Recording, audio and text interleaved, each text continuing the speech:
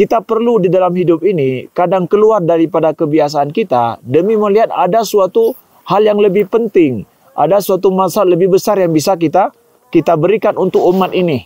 Kita harus keluar daripada kebiasaan kita.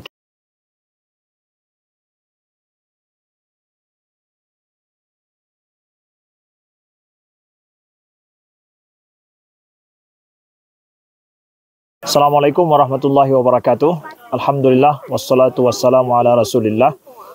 Sedikit inspirasi yang perlu kami sampaikan kepada kawan-kawan muda adalah belajar daripada kisah Nabi Sulaiman di dalam surah An-Naml dari ayat 19 sampai seterusnya. Nabi Sulaiman bersama dengan Hudhud. Kisahnya apa? Kita tahu bahwa Hudhud, Nabi Sulaiman suatu hari bertanya, "Mali la aral Hudhud?" Kenapa aku tidak melihat Hudhud? Apakah dia termasuk yang tidak hadir? Bahkan Nabi Sulaiman mengancam, "Lau'adzibannahu," ya. Bahkan akan disembelih, ya, dan akan diberikan wa'adzibannahu adzaban syadida aw la'adzbahannah. Aku akan mengazabnya dengan azab yang pedih, atau aku akan menyembelihnya, atau dia akan membawa alasan kenapa dia tidak hadir. Ternyata ketika Hudhud hadir, apa? Dia membawa sebuah berita jauh tentang seorang ratu yang berkuasa, yaitu Ratu Balqis di negeri yang jauh, yang Nabi Sulaiman sendiri belum tahu kisah tersebut tentang adanya Ratu Balqis yang berkuasa dengan kerajaan yang sangat besar, dan kerajaan tersebut mereka di situ menyembah matahari.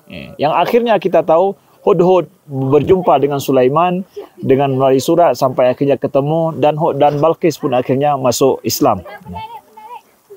Inspirasinya di sini apa ingin kami sampaikan kepada kawan-kawan muda? Pertama adalah kadang, ya, permasalahan Hudhud ini kita lihat, ya, belajar dari Hudhud, karena kisah Al-Quran ini kan untuk menjadi inspirasi bagi kita.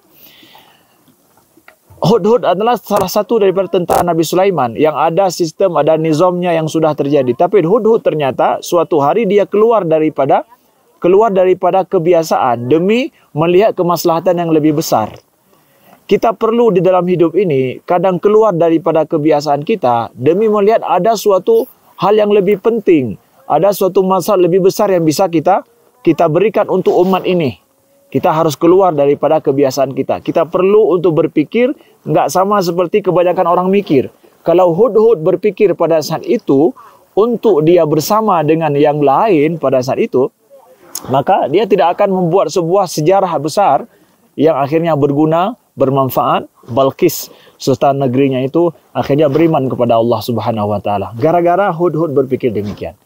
Kemudian Hudhud itu mendapat ancaman loh. Ketika dia keluar daripada kebiasaan. Ya, ancamannya dari Nabi Sulaiman sendiri, ya. Tapi dia siap dengan ancaman ataupun siap dengan resiko, ya, yang akan dia hadapi ketika dia berbuat demikian. Nah, suatu ide besar, suatu usaha besar, ya, itu harus siap dengan segala resiko yang kita hadapi, saudaraku yang dimuliakan Allah. Kita perlu kepada banyak orang-orang yang berpikir, generasi muda yang berpikir seperti Hudhud ini. Kemudian, ya, kita belajar dari Nabi Sulaiman juga. Nabi Sulaiman ketika beliau mendapatkan informasi seperti itu, ya beliau akan menghargai, akan mencari tahu betul tidak. Kalau seandainya benar, maka apa salahnya untuk ditindaklanjuti. Itu adalah logika seorang pemimpin. Ia akan membuat sebuah perubahan. Ketika ada ternyata orang yang seperti ini, generasi yang seperti itu, ayo difasilitasi. Kalaulah memang idenya ini benar atau informasinya itu adalah benar atau tidak, bisa diselidiki, dihargai, dan nanti bisa ditindaklanjuti. Itu pemimpin seperti ini perlu, generasi muda, ya, yang mereka punya ide-ide baik, ide-ide bagus, ya, maka pemimpin pada saat ini, ya, yang berkuasa siapa saja untuk dihargai dan ditindaklanjuti demi sebuah perubahan yang lebih baik. Kemudian juga adalah permasalahan kita kadang bukan pada kita tidak hadir, tidak ada, ya. Kenapa Hudhud tidak ada?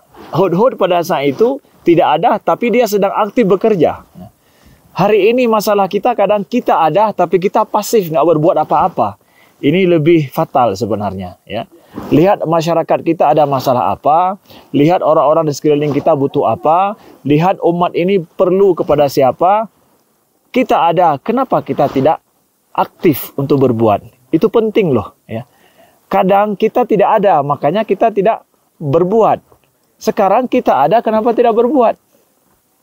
Aktif itu, saudaraku yang dimuliakan Allah. Kawan-kawan, masalah aktif nih. Yuk, lebih aktif melihat permasalahan.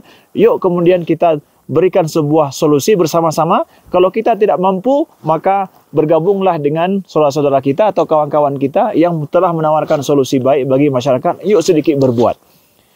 Ya, kita perlu banyak pengalaman, kita perlu banyak usaha untuk itu. Nah, kemudian juga adalah kita lihat, kita perlu kepada Sulaiman, Nabi Sulaiman selaku pemimpin. Akliyah Nabi Sulaiman, logika Nabi Sulaiman yang ya walaupun sekecil apapun hudhud tetapi siap untuk menghargai. Nah, kalaulah Nabi Sulaiman tidak menghargai, maka tidak akan pernah terjadi perubahan. Balqis, satu kerajaannya itu masuk ke dalam Islam, beriman dengan Nabi Sulaiman. Kita sangat butuh, sangat perlu untuk hal yang seperti itu. Kita perlu kepada hudhud walaupun kita kecil, ya, kita merasa diri kita kecil nih. Ya, siapa kita ini merasa diri kecil. Tetapi kita punya sebuah gagasan besar yang bisa bermaslahat, berguna bagi orang ramai, berguna bagi masyarakat ramai, maka kita akan justru besar dan dikenang nama kita. Ya, kalau boleh kita katakan nama itu adalah karena gagasan besar yang kita miliki, bukan karena diri kita yang kecil. Itu harus kita pahami, saudaraku yang dimuliakan Allah. Betapapun kita besar, tapi kita tidak punya gagasan, tidak punya ide kebaikan bagi banyak orang, maka kita akan sangat kecil juga.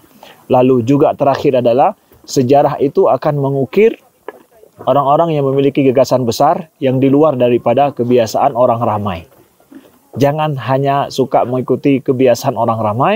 Selama ada kebaikan, selama ada kemaslahatan besar, yuk berpikir di luar daripada kebiasaan, keluar dari zona nyaman kita. Ya, yuk menjadi hudhud ya di masa milenial ini, untuk generasi milenial ini, untuk umat Nabi Muhammad, umat Islam yang lebih baik, demi masyarakat kita yang lebih baik. Salam kami dari puncak Gunung Banff ya, maaf, di Alberta, Kanada. Sedikit pemandangan dari atas bukit gunung ini. Kebetulan telah sedang hari kedua turun salju di tempat ini. Sedikit menginspirasi bahwa mudah-mudahan kawan-kawan juga bisa menikmati keindahan seperti ini di suatu hari nanti. Tetap cari inspirasi, tetap memiliki tujuan dan memiliki cita-cita, dan raih cita-cita kalian, insya Allah akan kalian dapatkan. Assalamualaikum warahmatullahi wabarakatuh.